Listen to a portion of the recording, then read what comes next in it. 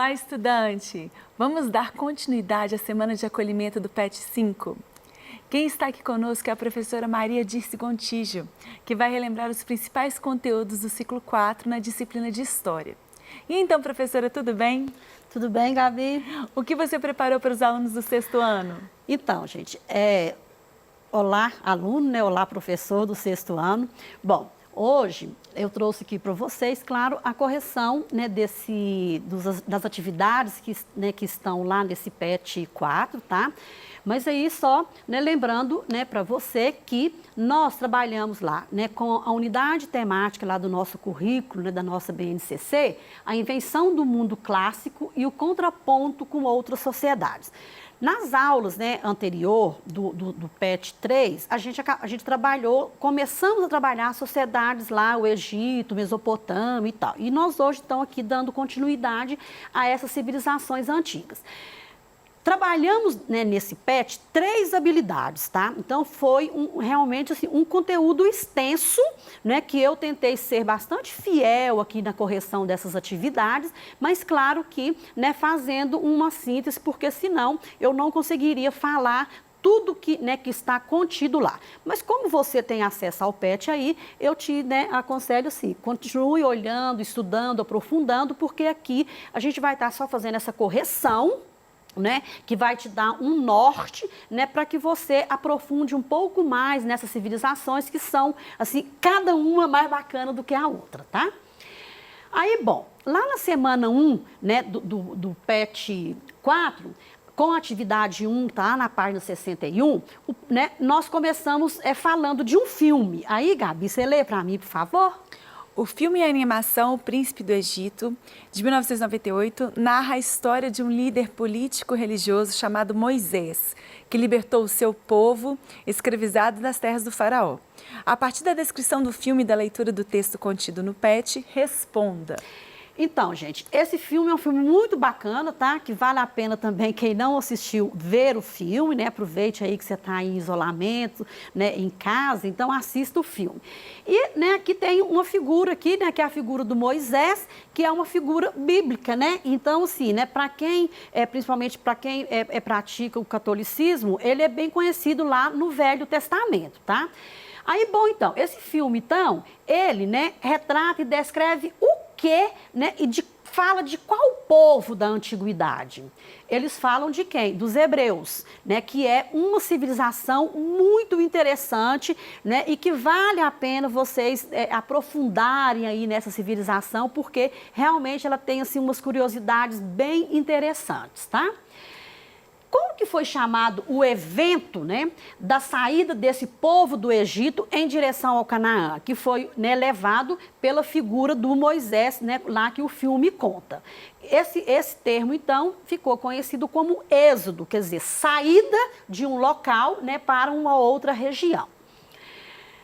Dando continuidade ainda aí na semana 1, né, baseado no que foi estudado até aqui e com o auxílio aí do seu livro didático ou com pesquisa na internet, tá certo? Responda. O que é uma religião monoteísta? E pediu para citar uma. A própria palavra mono, ela já fala que é um. Não é isso? Então, a religião monoteísta é a religião que acredita num único Deus. E os hebreus, né, por curiosidade, foi a única civilização, o único povo da antiguidade que tiveram a religião monoteísta, porque o restante das civilizações eram todas politeístas, vários deuses, que a gente vai estar falando aqui para frente. Então, a resposta está aqui: monoteísmo é a crença na existência de apenas um Deus. E eu trouxe aqui como exemplo o islamismo, o cristianismo e o judaísmo, que todos vieram, né, são heranças aí cultural desses hebreus. Bom, aí então veio, o que é a religião politeísta? E também pediu para estar citando um exemplo, né? Eu trouxe aqui, ó, inclusive, três deuses do panteão egípcio, né, como uma ilustração para vocês. Então seria o quê? Lê para mim, por favor. Religião politeísta é aquela que admite a existência e a crença em muitos deuses, normalmente dedicada a uma característica particular da natureza, como Deus do trovão, Deus do sol, Deusa da chuva, deusa da terra. É muito interessante, né, gente? Porque, assim, esses deuses, normalmente, eles eram, né, na grande maioria, ligados mesmo à natureza, porque eles acreditavam, né, que eles, se eles acreditassem lá no deus do trovão, ia chover, que aí eles conseguiam estar colhendo, né, fazendo as colheitas bacanas e assim por diante. Mas, claro que tinha também a crença em deuses, né, humanos, de outras formas, mas o geral, eles acreditavam nesses deuses ligados à natureza. Aí, então, vem aqui só para lembrar para vocês que o politeísmo, ele foi, né, a religião da grande maioria das civilizações antigas, tá? E eu trouxe aqui como exemplo, né, o xamanismo, o candomblé, entre outras, que são hoje religiões, né, presentes que ainda acreditam em mais de uma divindade, tá? Aí, dentro ainda, né, dessa semana, tem a pergunta lá, o que era cidade-estado no mundo antigo? Nós já vimos isso lá na Mesopotâmia, que a Mesopotâmia era formada de cidades-estados, né, e pediu para estar citando uma. Então, o que é essa cidades-estado? Cidade-estado significa que ela é uma cidade independente, com governo próprio e autônomo e sendo muito comum também na antiguidade. Aí eu trouxe como exemplo aqui Tebas, Atenas, Esparta, mas Mesopotâmia também foi, né, era formado de cidades-estados e assim por diante. Professora, são os primeiros agrupamentos sociais em cidade? Na verdade, sim, foi quando começou, né, as pessoas a fazer o comércio e tudo, e só que elas eram independentes politicamente, eram independentes, né, economicamente, e cada cidade-estado ela tinha o quê? O seu governante. Não era como, por exemplo, no Egito, que tinha um faraó para todo o Egito. Na cidade-estado, cada um tinha o seu personagem, o seu rei ou o seu imperador, como eles falavam. Eu trouxe aqui uma imagem lá, né, da Grécia Antiga, que foi um importante, Atenas, né, foi muito importante, a gente vai falar um pouquinho mais sobre isso na frente. E trouxe aqui, né, a cidade de Singapura, que é uma cidade-estado na nossa atualidade e é, né, um centro mais importante, né, financeiro do mundo, né, que é um local que realmente, economicamente, ele é muito poderoso hoje, a cidade de Singapura. E ela é uma cidade-estado, tá? Dando continuidade aqui, pediu para a gente estar dando, né, preenchendo um quadro. Como eu não tive a possibilidade de estar fazendo esse quadro aqui, eu trouxe de uma outra forma para você, mas que, né, você aí no seu pet, você vai preencher como você achar melhor. Mas aí eu estou dando as características desses povos antigos.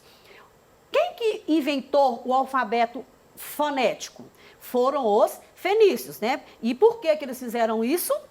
Para melhorar a questão da comunicação, tá? Eles, então, colocaram 22 consoantes e esse alfabeto, ele deu origem ao nosso alfabeto, né, que a gente usa hoje, tá? Quem que adotou uma moeda única? Os persas, que foi o Dárico, tá? Porque também o comércio lá foi muito forte. Então, o rei lá na época, o Dário, inventou uma moeda, foi, então, uma das primeiras civilizações que trabalhou com moeda, tá? A religião monoteísta, né, nós acabamos de falar que ela era dos hebreus. E quem que lutou contra os gregos lá em Termópilas? Foi os Termópilas. Quem? Os persas, tá? Porque os persas foi o maior império. Eles conseguiram conquistas e muitas conquistas, né, que na época foi o maior império da antiguidade, foi o dos persas.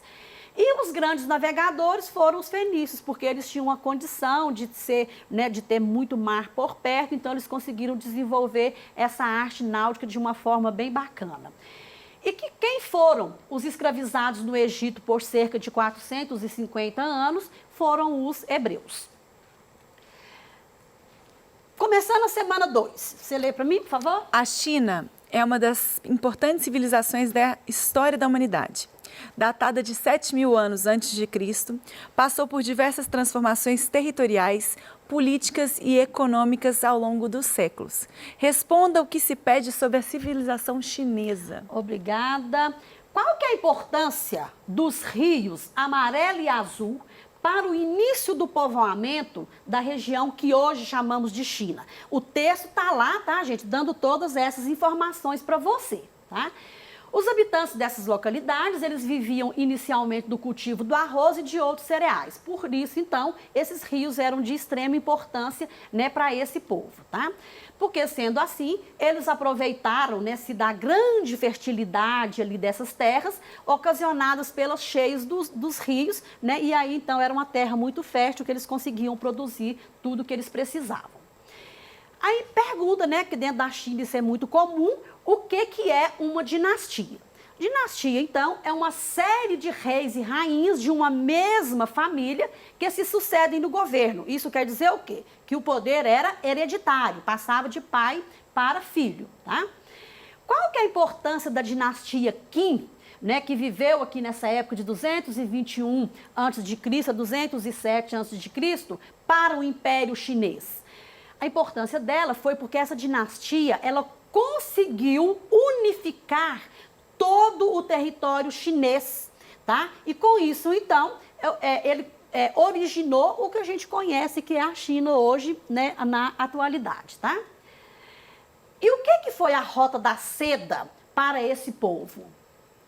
As Rotas da Seda eram uma série de rotas interconectadas através do sul da Ásia, e que eram usadas para fazer o comércio da seda entre o Oriente e a Europa. E a seda, todos nós sabemos, até hoje é um tecido muito caro, não é isso? Que tinha um alto valor, né, econômico lá na Europa, tá?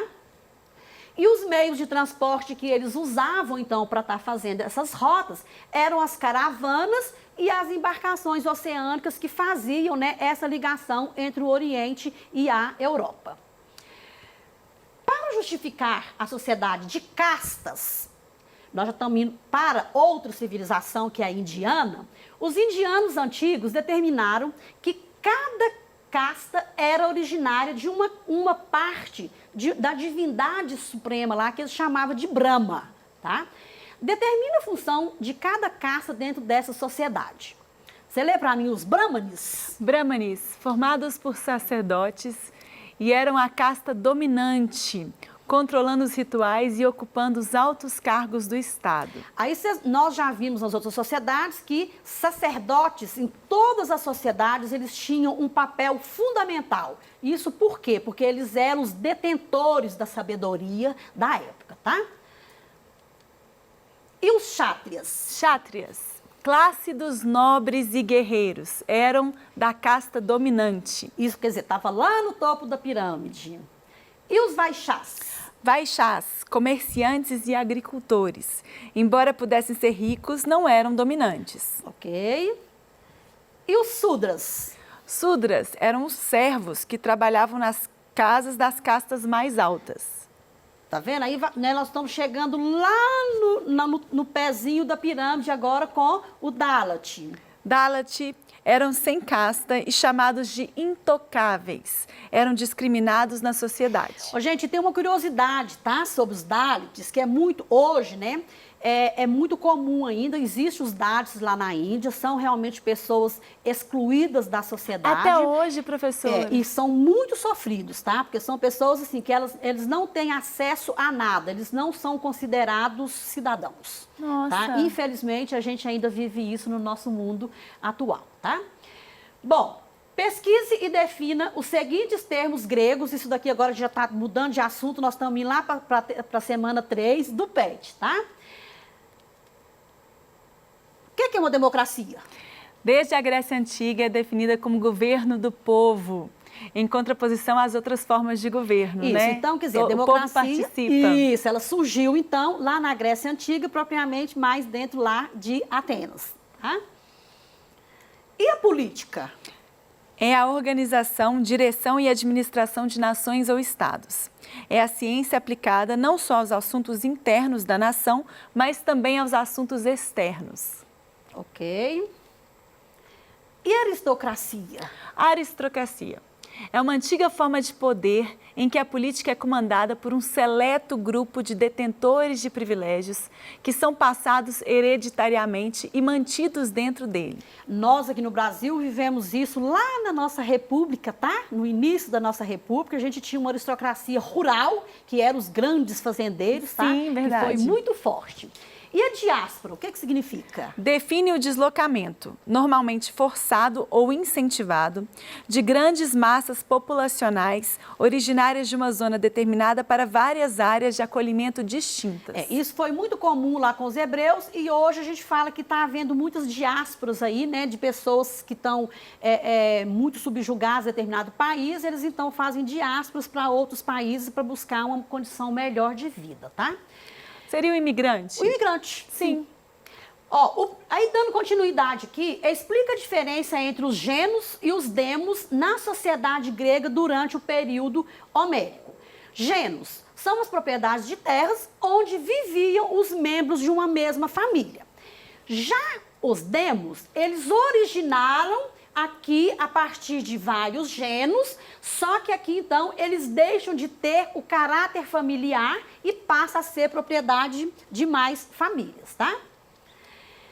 Mediante o que você aprendeu sobre a sociedade de Esparta e Atenas, preencha o quadro informando qual sociedade pertence aqui, corresponde a cada característica informada. Infelizmente, né, não teve como eu estar jogando a resposta, aí já veio pronto aqui, né? Mas a sociedade militarizada era de Esparta, a legislada pela Jerúsia Esparta, a controlada pela aristocracia, né? Era Esparta, a sociedade oligárquica também Esparta, adeptos da democracia que eu já coloquei que surgiu lá, Atenas, legislada pela Eclésia Atenas, que era um grupo de pessoas. Mulheres circulavam livremente em Esparta e mulheres não tinham participação política em Atenas. Aqui a gente até acha estranho, né? Porque Atenas, que era democrático, mas a mulher não tinha vez. Que tá? engraçado, então, assim, aqui realmente inverteu, né? Aí nós vamos aqui, você lê para mim, por favor, da semana 4. Atualmente, a grande maioria dos países ocidentais vive em regimes considerados democráticos e defendem a democracia como um fator essencial para a vida pública de suas sociedades. Sabendo que esse conceito surgiu em Atenas no século VI a.C. e que nações como o Brasil são adeptos desse regime, escreva o que você entende como democracia na atualidade. Vamos lá. Na atualidade, então, gente, o Estado democrático é concebido com o objetivo de garantir os direitos fundamentais de cada cidadão, o meu, o seu, da Gabi, né, de todas as pessoas, tá? Direitos civis, então, seria liberdade de expressão, de imprensa, de associação, de proteção e contra prisão, etc. Os direitos políticos é o direito que eu tenho de votar, de candidatar, de ser votado, etc. E os direitos sociais são aqueles relacionados à alimentação, à saúde, à educação, à moradia, segurança, transporte, lazer, não é isso? Tudo que se diz respeito social está aqui dentro desses direitos sociais.